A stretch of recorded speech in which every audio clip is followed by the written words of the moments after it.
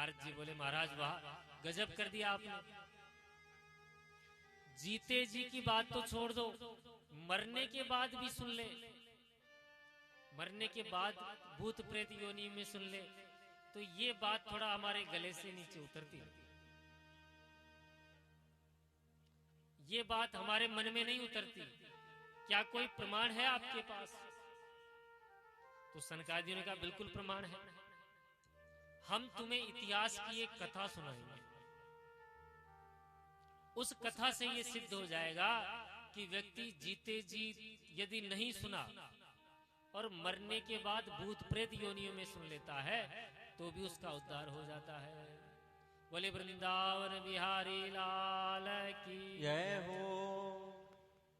देखो ध्यान से सुनना,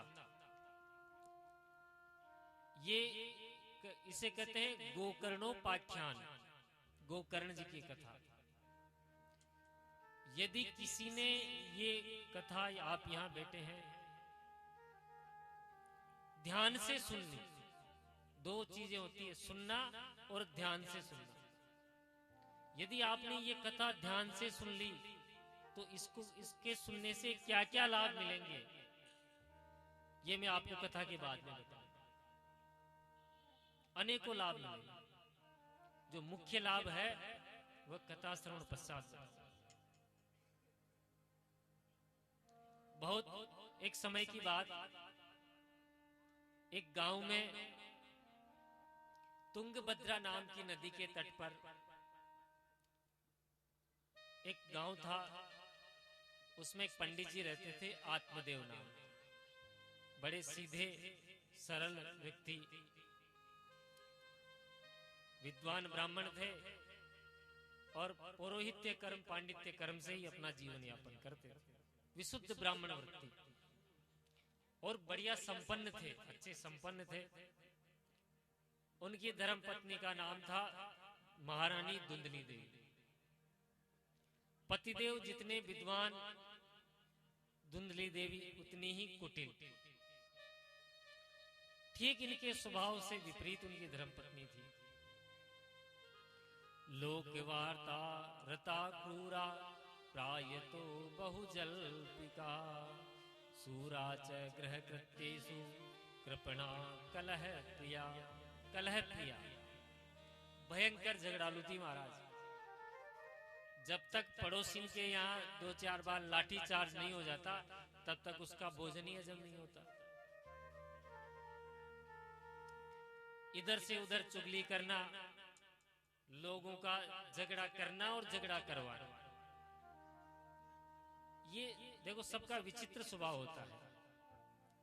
इतनी विचित्र स्वभाव की वह धुंधली देवी थी, पर पंडित जी इतने ही सरल स्वभाव थे। और इतना सरल स्वभाव कि उस दुष्टा से भी अपना जीवन यापन कर रहे थे, गृहस्थ धर्म अपना चला रहे थे। पंडित जी हर चीज में संपन्न थे, पर उनके एक ही दुख था, उनके यहाँ कोई संतान नहीं थी। संतान नहीं होने का कष्ट पंडित जी को अंदर ही अंदर खाए जा रहा था। पंडित जी सोचते कि मेरे मरने के बाद मेरा पिंडदान करने वाला, श्राद्ध करने वाला कोई नहीं बचेगा।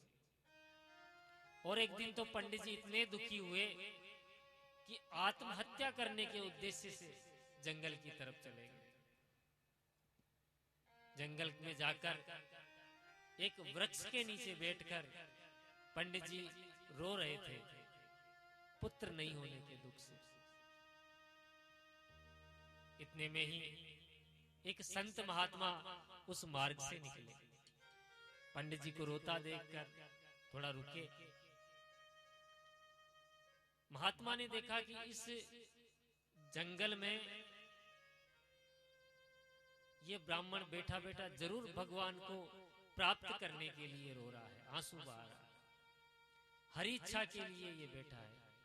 मुझे जरूर इसका मार्गदर्शन करना चाहिए। क्योंकि देखो संतों का हृदय बहुत कोमल होता है। संत हृदय नवनीत समाना, मक्खन के समान होता है, तुरंत पिघल जाता है। पंडित जी की ऐसी दशा देखकर वो संत महात्मा महाराज जी के पास आए और बोले आप क्यों रो रहे हैं? कथम रोदिसी विप्रत्वम काते चिंता बलियसी। हे महाराज, वद त्वम सस्वरम मह्यम स्वस्य दुःखस्य कारण। महाराज आप अपने दुख का कारण मुझे कहो, आप क्यों रह रहे हो? ब्राह्मणों ने देखा कि संत सहानुभूति दिखा रहे हैं। अच्छा, जब कोई व्यक्ति रो रहा हो, आप उसके पास जाओ और पूछोगे भैया क्यों रो रहा है, तो और जोरदार रोने लगेगा। जो ही आप उससे सहानुभूति बताओगे तो पंडित जी और जोरदार रोने लग गए।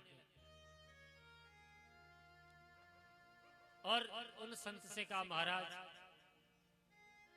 किम ब्रवीमि ऋषे दुखम पूर्व पापेन संचितम मदीयः पूर्व जास्तोयम कवोष्ण मुप भुंजते। महाराज क्या बताऊं, न जाने कितने पूर्व जन्मों के मेरे पापों का उदय हुआ है। मैं अपने पितरों को जल देता हूं तो भी मेरी आंखों में आंसू आ जाते हैं कि मेरे मरने के बाद उनको जल देने वाला नहीं है। भगवान का दिया सब कुछ है महाराज घर में, पर संतान के बिना वो घर काटने को दौड़ता है।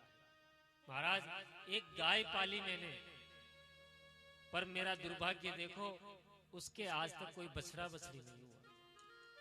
एक वृक्ष लगा है मेरे घर में, पर वो वृक्ष इतना बड़ा हो गया, गगनचुंबी हो गया, पर आज तक उसमें एक भी फल नहीं आया। बताइए महाराज मेरा कितना बड़ा दुर्भाग्य है। संत ने देखा, राम राम, मैं तो देख रहा था कि भगवान की प्राप्ति के लिए यहाँ बैठे बैठे आंसू बहा रहा है, पर ये तो बेटा बेटा कर रहा है। लेकिन फिर भी इसका कुछ मार्गदर्शन जरूर करना चाहिए। तो संत जी ने समझाने का प्रयास किया। मुंचा ज्ञानम प्रजारूपम बलिष्ठा कर्मणो गति विवेकम तु समासाध्य त्यज संसार वासना। ये ब्राह्मण क्या बेटा बेटियों के चक्कर में पड़ा है, महाअज्ञान है, कर्मों की गति बड़ी महान है, इसलिए विवेक से काम लो। संसार की बेटा बेटी की वासना से दूर हो जाओ। कुछ नहीं रखा। अरे राजा सगर के 60,000 बेटे थे, किसी ने उद्धार कराया क्या? पीढ़ियां लग गई महाराज, तब जाके एक सुपात्र का जन्म हुआ है। महाराजा अंग का नाम सुना होगा। ऐसा नालायक बेटा हुआ जिसने अपने राज्य में भगवान की उपासना करवाना ही बंद कर दिया।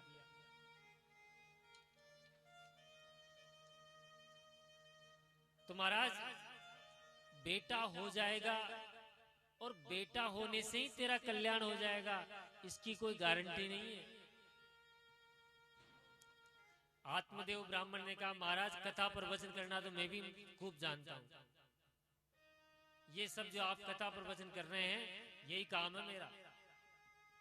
आप बेटा दे सकते हो नहीं दे सकते हो, आप तो ये बताओ। संत ने कहा कि बेटा हमारे पास कौन से बेटा बेटी देने की औषधि है। अरे भगवान का ज्ञान ले, चर्चा कर। नहीं महाराज, मैंने सुना है कि संतों की वाणी में बड़ा चमत्कार होता है। तो संत जी ने कहा कि ब्राह्मण, मैं तेरे माथे की लकीर पढ़ रहा हूं। तेरे एक जन्म में तो क्या 7 जन्म तक कोई औलाद का सुख ही नहीं लिखा। अरे राम राम, इतना सुनते ही उस पंडित जी ने जोरदार वो अपना सर किसी पत्थर पे पटका। महाराज मैं तो मर ही जाऊंगा।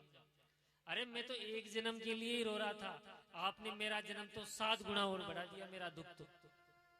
अब तो मैं आपके यही सामने ही प्राण त्यागूंगा और इस ब्रह्महत्या का दोष भी आपको ही लगेगा। महात्मा ने देखा ये खूब जोरदार हुई, मैं तो यहाँ उसको उपदेश देने आया था और ये अपने को ही ब्रह्महत्या का दोष लगाने लग गया। संत ने कहा, ब्राह्मण रो मत, देख हमारे पास कुछ नहीं है। कि नहीं महाराज, मैंने सुना है कि ऋषि महात्माओं के वचन देने से, आशीर्वाद देने से, कृपा करने से ब्राह्मण को भी अपना जो लेख है वह बदलना पड़ सकता है। ये मुझे पूरी आशा है। महात्मा ने अपने झोले में से एक फल दिया मार कि पंडित जी जाओ अपनी पत्नी को इस फल को खिला देना, और भगवान ने चाहा तो जल्दी ही बेटा हो जाएगा। फल भक्षेण गर्भस्यात् गर्भेणो रद्दितः स्वल्प भक्षम इदम भक्षे पत्न्या त्वम ततः पुत्रो भविष्यति।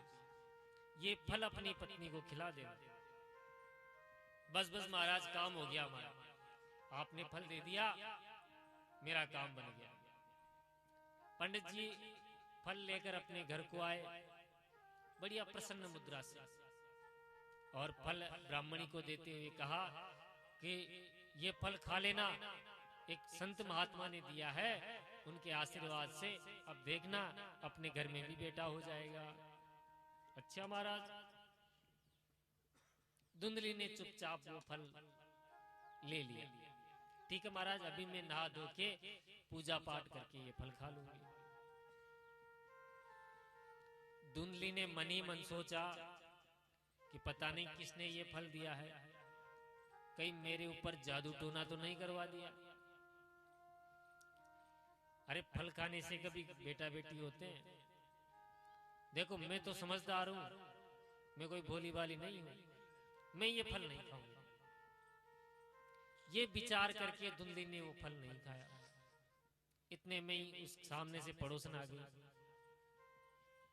करी धुंधली क्या विचार कर रही है?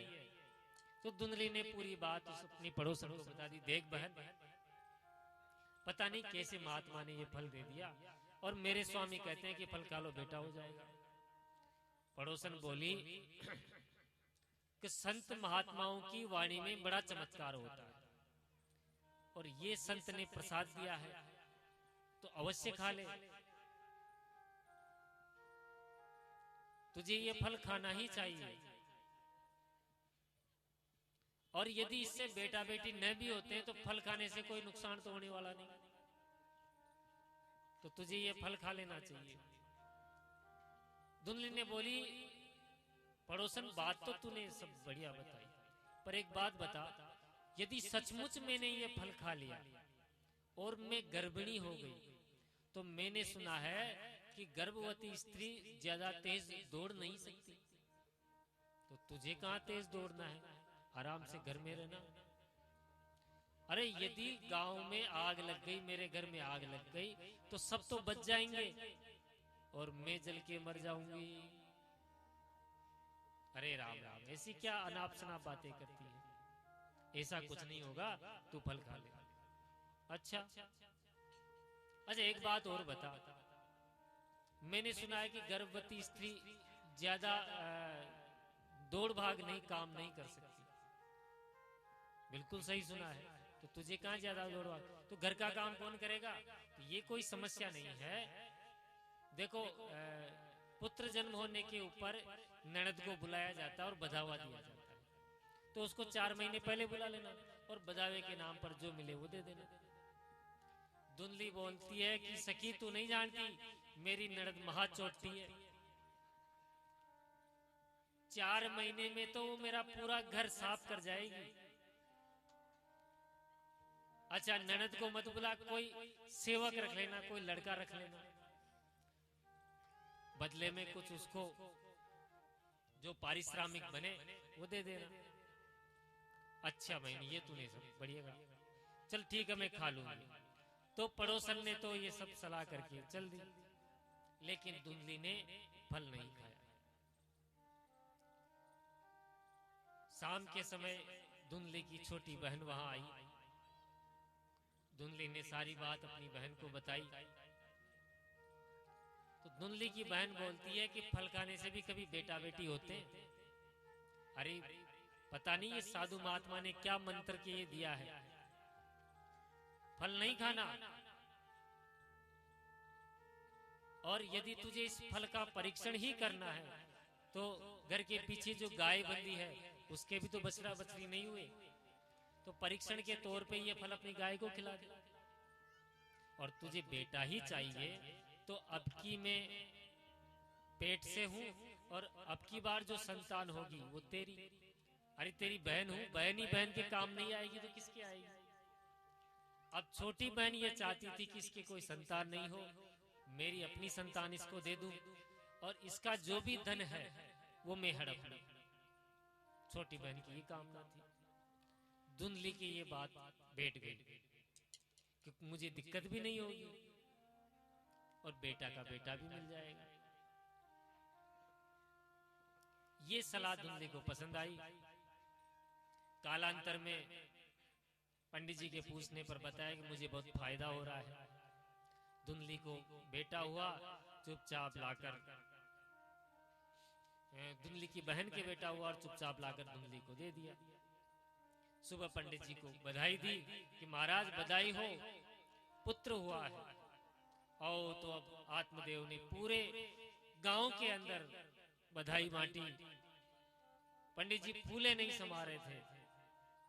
उसके ठीक 3 महीने बाद घर में जो गाय थी उसने भी मानव पुत्र को जन्म दिया। बोलिए भक्त वत्सल भगवान की जय हो। गांव वालों ने बधाई दी, महाराज बधाई हो, 2 बार बधाई हो। अजी आपके तो भाग्य खुल गए। कहां तो एक बेटा नहीं था और अब गैया ने भी पुत्र को जन्म दिया। आत्मदेव जी फूले नहीं समा रहे थे। बड़ी प्रसन्नता के साथ में पूरे गांव में बधाई बांटी आत्मदेव जी ने। दोनों बच्चों का नामकरण संस्कार किया गया। तो गाय के बच्चे के केवल कान जो है गाय के समान थे, बाकी पूरा शरीर मानव का था। तो कान गाय के जैसे, तो नाम रखा गोकर्ण। और अपने बेटे का नाम रखने ही वाले थे, धुंधली खड़ी हो गई। रुको महाराज, 9 महीना कष्ट मैंने भोगे हैं तो नाम भी मैं ही रखूंगी। कि ठीक है देवी, इसका नाम तू रख। क्या नाम रखा? कि मेरा नाम धुंधली तो मेरे बेटे का नाम धुंधकारी होना चाहिए। धीरे धीरे दोनों बच्चों की ख्याति सब तरफ फैली। एक विख्यात हुआ और दूसरा कुख्यात हुआ। गोकर्ण महाराज परम ज्ञानी, परम संत, सब शास्त्रों के जानने वाले विद्वान व्यक्ति, ठाकुर जी के प्रति अगाध प्रेम रखने वाले, जिधर से भी गुजरते लोग श्रद्धा से चरण स्पर्श करने दौड़ते, इतने दूसरी तरफ गोकर्ण जी जहां से निकलते लोग अपने घरों को बंद कर लेते, ताले लगा के भाग जाते। गोकर्ण जी महान विद्वान हुए और धुंधकारी महाठग। गोकर्णो पंडितो ज्ञानी, धुंधकारी महाखली। दूसरों का धन लूटना, चोरी करना, हत्या करना, चीना जब्ती करना, इसी क्रम में धुंधकारी लगा रहता। यहां तक कि घर के बर्तन तक धुंधकारी ने बाजार में ले जाके बेच दिए। आत्मदेव जी ये सब देखकर बड़े व्याकुल हुए। उनका हृदय भीतर से रोने लगा और इतने दुखी हुए कि आत्महत्या करने के उद्देश्य से पुनः जंगल को चले गए। पिताजी को वन की तरफ जाते देखकर गोकर्ण जी ने उन्हें रोक लिया और बड़ा सुंदर उपदेश गोकर्ण जी ने अपने पिताजी को दिया कि पिताजी, इस संसार का नाम है मृत्यु लोक। ये जीव जो आया है ये जाएगा। दुख रूप ही ये संसार है, यहां सुख नहीं है। तो ये संसार जब दुखालय है, दुख का घर है, और हम यहां सुख ढूंढते हैं। बाजार में बर्तनों की दुकान पर आप जाकर घी मांगोगे या परचूनी किराने का कोई सामान मांगोगे तो क्या आपको प्राप्त होगा? नहीं मिलेगा। जो वस्तु वहां है ही नहीं, वो वहां से कहां प्राप्त होगी? इसी प्रकार इस दुख रूपी संसार से हम लोग सुख की कामना करते हैं, सुख चाहते हैं। तो क्या सुख हमें मिल सकता है यहाँ पर? नहीं मिल सकता। हम इस संसार में आए हैं कुछ समय के लिए, अतिथि रूप में। हम लोग किसी धर्मशाला में जाते हैं 2 दिन, 5 दिन, 10 दिन रुकने के लिए। 10 दिन रुक लिए तो बाद में क्या करना होता है? वो धर्मशाला छोड़ के निकलना पड़ता है। और यदि हम वो धर्मशाला नहीं छोड़े तो क्या होगा? मैनेजर साहब आएंगे और धक्के मारकर आपको निकाल देंगे। तो मानव तन लेकर आप इस संसार में आए हैं, कुछ दिन रहे, प्रेम पूर्वक रहो, आनंद से। लेकिन जब जाने का समय आए तो यहां अटकने की कोशिश मत करो। यदि यहां रुकने की कोशिश करोगे तो क्या होंगे? काले काले जम के दूत आएंगे और धक्के मार कर लेके जाएंगे। ये जीवन यात्रा जितनी सरलता से व्यतीत होती हो, उतनी सरलता से व्यतीत करना चाहिए। ये यात्रा मानकर चलना चाहिए। देखो, हम एक जगह से दूसरी जगह जाते हैं तो सबसे अच्छी यात्रा काहे की? रेलगाड़ी। रेल की यात्रा सबसे सुविधाजनक यात्रा होती है। हमने रिजर्वेशन करवाया, ट्रेन में डिब्बे में चढ़ गए और जिस सीट का रिजर्वेशन था उसी सीट पर हम जा बैठे। अब जिस सीट पर आप बैठे हो उस डिब्बे में और भी तो सहयात्री मिलेंगे। उसी प्रकार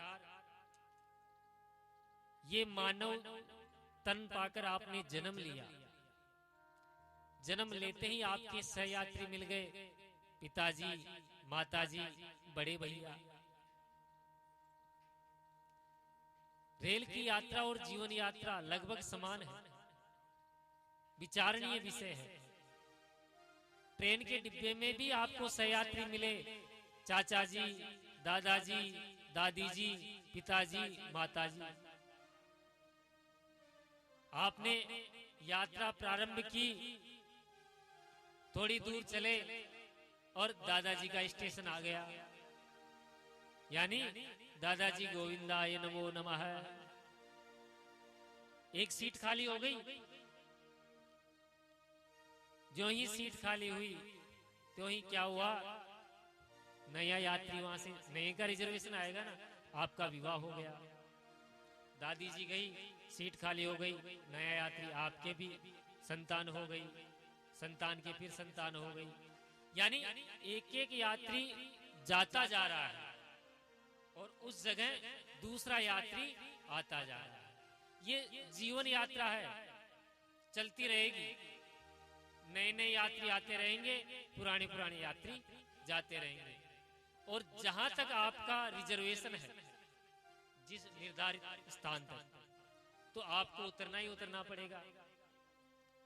अगर वहां नहीं उतरोगे तो क्या होगा कि काला कोट पहने टीटी आएगा और धक्के मारकर आपको उतार देगा। वैसे ही जीवन यात्रा है, बढ़िया प्रेम से चलते रहो। अच्छा, इसमें सह यात्रियों से जितना आपका संबंध मधुर होगा, ट्रेन के डिब्बे में बैठे हो, एक दूसरे की तरफ आंख दिखा रहे हैं, तो छोटी सी यात्रा भी आपके लिए भारी बन जाएगी लड़ाई झगड़े में। और यदि आपके पड़ोसी से आपकी मैत्री हो जाती है, मित्रता हो जाती है, आप क्या लाए साहब? हम बूंदी के लड्डू लाए, हम ये नींबू का अचार लाए, आपसे आदान प्रदान चल रहा है। इतने प्रेम से यात्रा चल रही है कि कब दिल्ली से बंबई आ गया, सफर का पता ही नहीं पड़ा। वैसे ही अपने जीवन यात्रा में जो अपने पड़ोसी हैं, भाई हैं, पिता है, संबंधी हैं, नाते रिश्तेदार हैं, उनसे जितना संबंध मधुर रखोगे, ये जीवन यात्रा उतनी ही आसानी से चलती रहेगी। ये जीवन कब पूरा हो जाएगा आपको पता ही नहीं पड़ेगा। नहीं तो महाराज ये जीवन काटना भारी हो जाता है कटुता से। तो मेरे कहने का तात्पर्य है कि संबंध जितने मधुर बनाए व्यक्ति उतना सरलता से ये जीवन करता रहता है। इतना सुंदर सत्संग गोकर्ण जी ने अपने पिताजी को सुनाया। क्योंकि देखो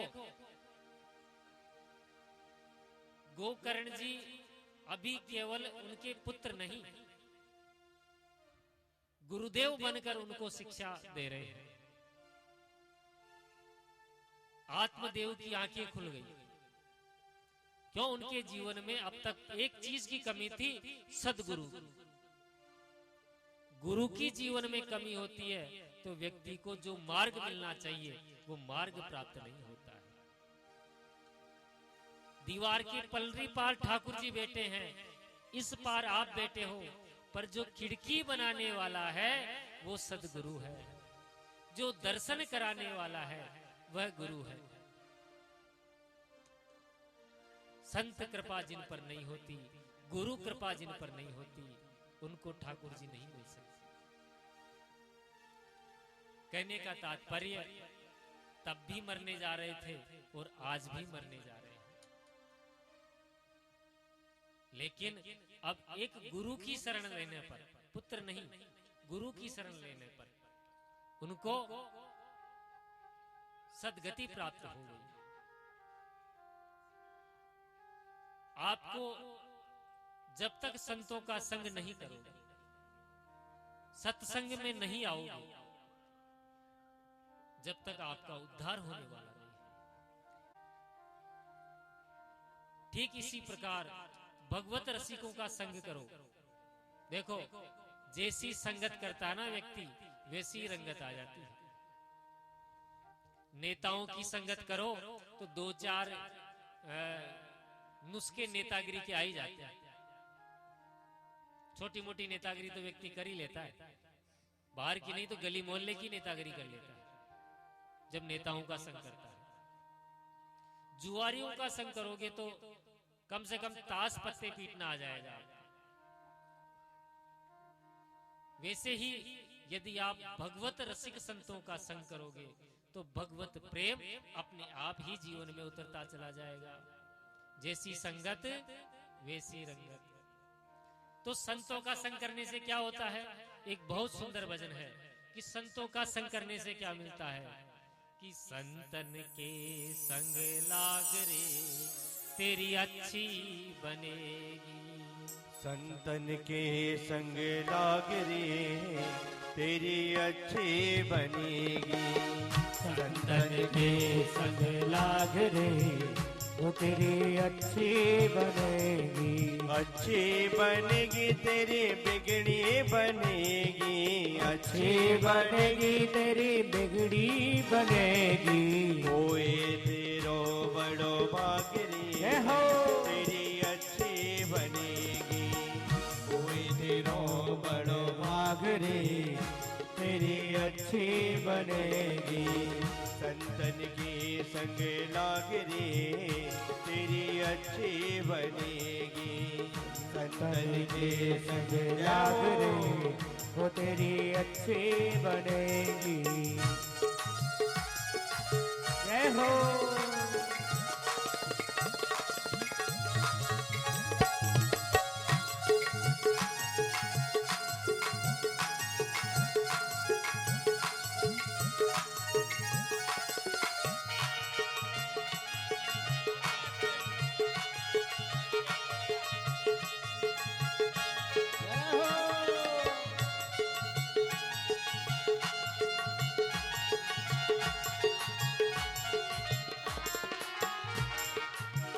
संतन संग करे पुण्य कमाई। अरे संतन संग करे पुण्य कमाई। संतन संग करे पुण्य कमाई। संतन संग करे पुण्य कमाई।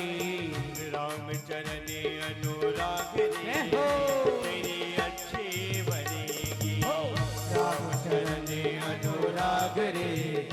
तेरी अच्छी बनेगी। संतन के संग लाग रे तेरी अच्छी बनेगी। संतन के संग लाग रे जय हो। तेरी अच्छी बनेगी।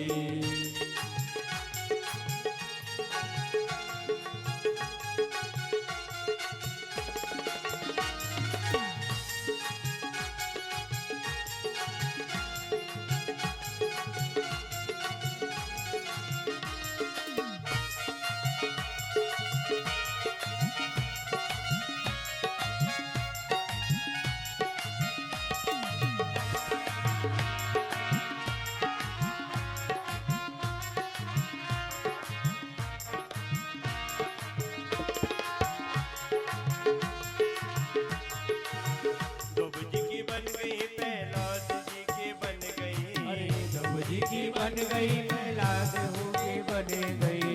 ध्रुव जी की बन गई प्रहलाद जी की बन गई। ध्रुव जी की बन गई प्रहलाद जी की बन गई।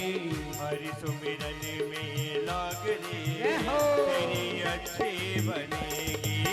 हरि सुमिरन में लाग रे वो तेरी अच्छी बनेगी। संतन के संग लाग रे तेरी अच्छी बनेगी। संतन के संग लाग रे हो तेरी अच्छी बनेगी। तोए हंसे कहेंगे कागा से कोई हंस देखो कागा से हंस कैसे करेंगे। एक मानसरोवर का हंस, छोटा सा बच्चा, हंस का बच्चा उड़ता हुआ गिर रहा था, कीचड़ में गिर गया। कीचड़ में गिरने से पूरे शरीर पे कीचड़ लग गया, काला हो गया। बाहर आकर देखा तो सामने कौवे बैठे दिखे। तो मैं भी काला, ये भी काले, तो कौवों के बीच में ही अपना गुजर बसर करने लगा। कुछ समय बाद एक मानसरोवर का हंस उड़ता हुआ आया, कौवों के बीच में अपने पुत्र को देखा, हंस को देखा, तुरंत गर्दन पकड़कर गंगा मैया में डुबकी लगाई और तुरंत धवल बना दिया। ऐसे ही सदगुरुदेव भगवान जब आपको पाप में लिपटे हुए देखेंगे तो कागा से तो है हंस करेंगे। कागा से तोए हंस कहेंगे। कागा से तोए हंस कहेंगे। कागा से तोहे हंस कहेंगे। मिट जाए और के दाग रे तेरी अच्छी बनेगी। मिट जाए और के दाग रे तेरी अच्छी बनेगी। संतन के संग लाग रे तेरी अच्छी बनेगी। और संतन के संग लाग रे हो तेरी अच्छी बनेगी।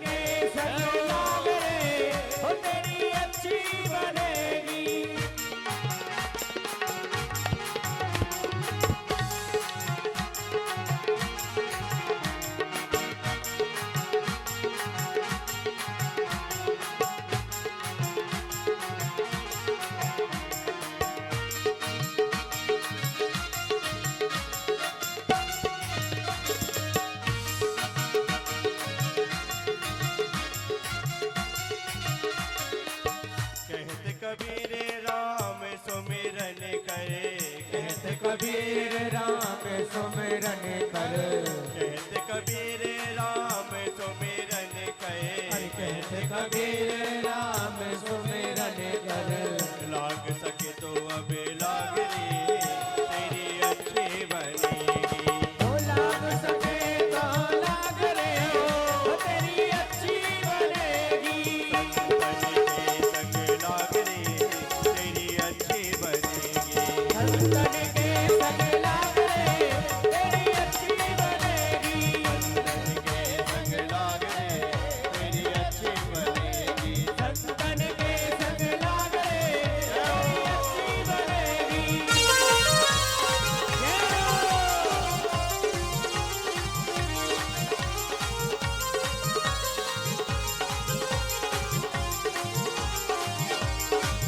मोहन से दिल को लगाया है, ये मैं जानूं या वो जाने।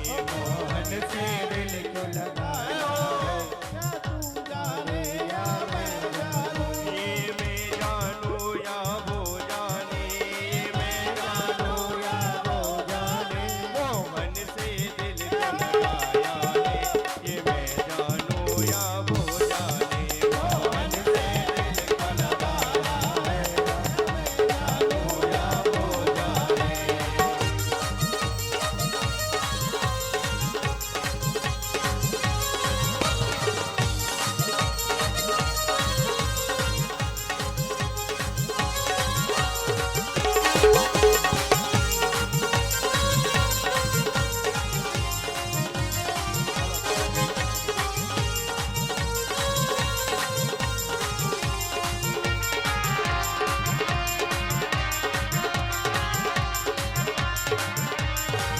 मिलता है वो मिलता भी नहीं, मिलता है वो मिलता ही नहीं, नजरों से मेरी हटता ही नहीं। नजरों से मेरे हटता ही नहीं। ये कैसा जादू चलाया है, ये मैं जानूं या वो जाने। ये कैसा जादू चलाया है, या मैं जानूं या वो जाने। मोहन से दिल को लगाया है, ये मैं जानूं या वो जाने। मोहन से दिल को लगाया है, मैं जानूं या वो जाने।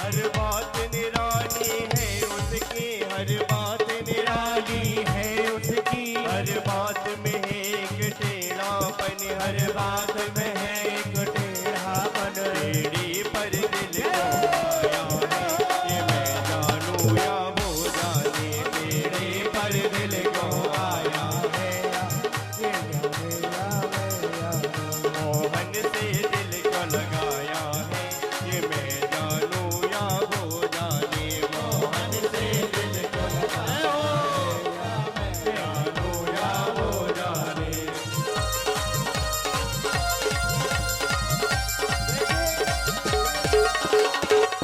ठाकुर जी का दरबार है। जय हो। ज्यादा नहीं तो ताली की सेवा। ये जो ताली की सेवा देंगे वो भगवान उनकी पहली सुनेगा।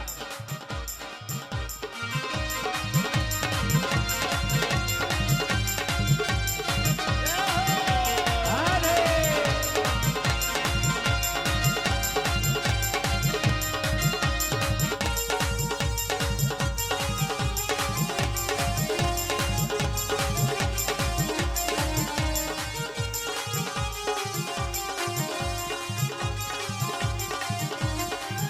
तेरे प्यार ने दिल दीवाना किया, तेरे प्यार ने दिल दीवाना किया। मुझे इस जग से बेगाना किया, मुझे इस जग से बेगाना किया। मैंने क्या खोया क्या पाया है, ये मैं जानूं या वो जाने। मैंने क्या खोया क्या पाया है, ये मैं जानूं या वो जाने। मोहन से दिल को लगा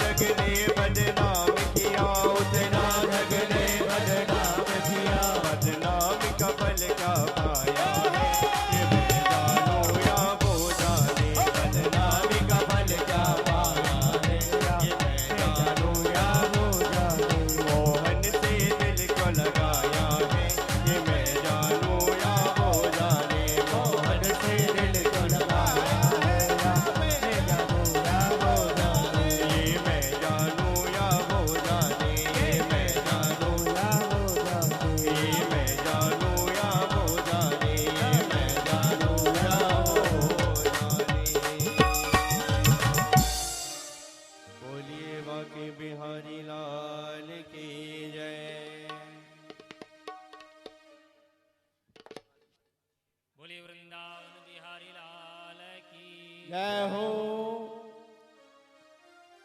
गोकर्ण जी कहते हैं पिताजी साधुओं का संग करो, सत्संग करो, भगवान की मधुर मधुर रसमयी कथाएं सुनो। देखो जिसकी चर्चा ज्यादा से ज्यादा सुनते हैं मन भी उसी तरफ आकर्षित हो जाता है। और गोविंद के तो चरित्र ही खींचने वाले हैं। कर्षयति इति कृष्ण है, जो चित्त को मन को खींच लेता है वही कृष्ण है। इसलिए भगवान की मधुर मधुर कथाएं सुनिए और भगवत चर्चाएं ज्यादा से ज्यादा करिए। ऐसा करने से आपका चित्त अपने आप भगवान की तरफ खींचा चला जाएगा। गोकर्ण जी का एक एक शब्द आत्मदेव के बुद्धि में बैठता जा रहा था। और 60 वर्ष की अवस्था में आत्मदेव को पुत्र की एक एक बात अच्छी तरह चित्त में बैठ गई। तुरंत घर को छोड़कर वन को चले गए और वन में रहकर दशम स्कंद का पाठ करते हुए भगवत चरणारविंद में रति करता हुआ ब्राह्मण अंत में परम गति को प्राप्त हुआ। अब पिताजी के वन में जाते ही धुंधकारी ने माताजी को पकड़ लिया कि माताजी बताओ पिताजी ने धन कहां कहां गाड़ रखा है। धुंधली बोली भैया तूने घर में धन छोड़ा ही कहां है, सारा तो तू बर्तन तक बाजार में ले जाकर बेच आया। कि नहीं सच्ची बताओ धन कहां छुपा रखा है, नहीं तो तुम्हें मारूंगा। अब धुंधली बेचारी डर गई, रात्रि को नींद नहीं आई और डर के मारे वो भी भागने का प्रयास करने लगी।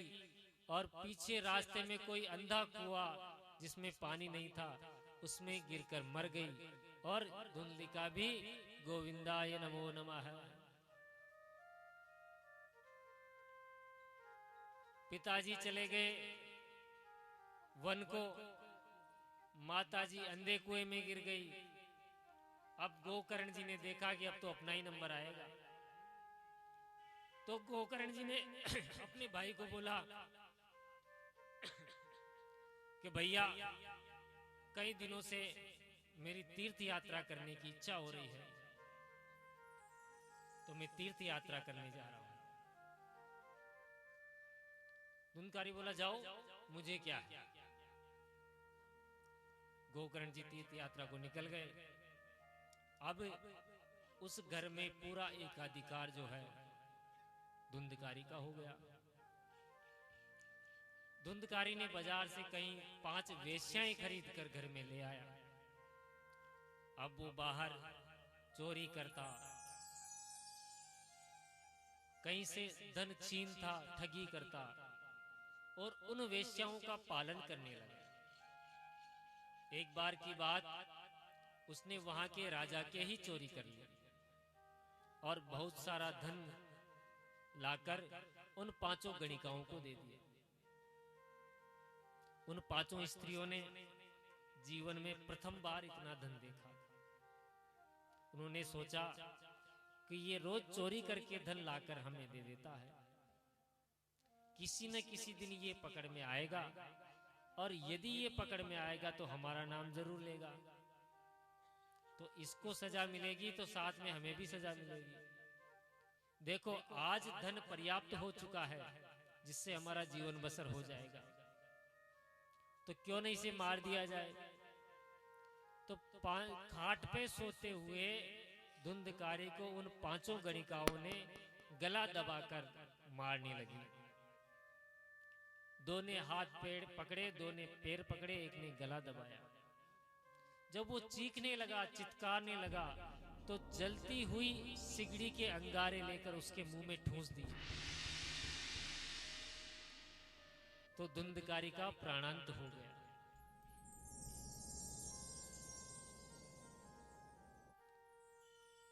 जब गोकर्ण जी ने ये सुना कि मेरा भाई मृत्यु को प्राप्त हुआ है, तो गया जी में जाकर गोकर्ण जी ने अपने भाई का विधिवत गया जी श्राद्ध करवाया, पिंडदान किया। वापस अपने घर को आए, जो काफी जर्जर अवस्था में हो चुका था। एक कोने के अंदर जाले वगैरह साफ करके स्थान बनाकर शाम के समय वहीं विश्राम किया। मध्य रात्रि की बात, एक हाथी का बच्चा उन्हें दिखाई दिया। हाथी का बच्चा भेड़ बन गया, भेड़ बन के मानव बन गया और जोरदार रोने लगा। गोकर्ण जी पहले तो डर गए, किंतु जब वह मानव बनकर रोने लगा तो हाथ में जल लेकर अभिमंत्रित करके उसके ऊपर जल के छींटे दिए, तो उसको वाणी आ गई। वाणी आते ही गोकर्ण जी ने पूछा कि कस्तित्वम, तुम कौन हो भाई और यहाँ क्या लेने आए हो? तो प्रेत बने उस मानव ने कहा कि मैं आपका ही भाई धुंधकारी हूं और अपने कर्मों के कारण इस भयंकर प्रेत योनि में कष्ट पा रहा हूं। इतना कष्ट महाराज कि मुझे किसी का दिया कुछ भी प्राप्त नहीं होता, केवल वायु रूप में ही आहार ग्रहण करता हूं। गोकर्ण जी बोले कि तुम प्रेत नहीं बन सकते, क्योंकि मैंने तुम्हारा गया जी में यथाविध पिंडदान श्राद्ध करवाया था, फिर तुम प्रेत योनि में कैसे आ गए?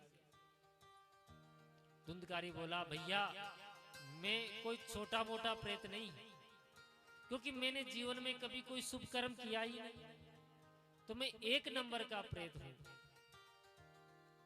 गया जी में एक क्या 100 बार भी मेरा श्राद्ध करवाओगे तो मुझे इस प्रेत योनि से मुक्ति नहीं मिलेगी। तो फिर क्या किया जाए, ये तो आप बताओ, आप विद्वान हो, पंडित जी हो। गोकर्ण जी ने कहा, अच्छा ठीक है, अभी तो तुम अपने अभी यहां से चले जाओ, मैं कुछ विचार करके फिर कोई प्रयास करता हूं, कोई प्रयत्न करता हूं। गोकर्ण जी ने प्रातःकाल सभी विद्वानों ब्राह्मणों से सलाह ली, लेकिन कुछ भी निर्णय नहीं निकल सका। अंत में गोकर्ण जी ने अपने गुरुदेव सूर्य भगवान से प्रार्थना की। गोकर्ण की प्रार्थना पर सूर्य भगवान प्रसन्न हो गए और सूर्य देव ने आकाशवाणी के द्वारा कहा, गोकर्ण जी अपने भाई को श्रीमद् भागवत कथा का श्रवण करवाइए।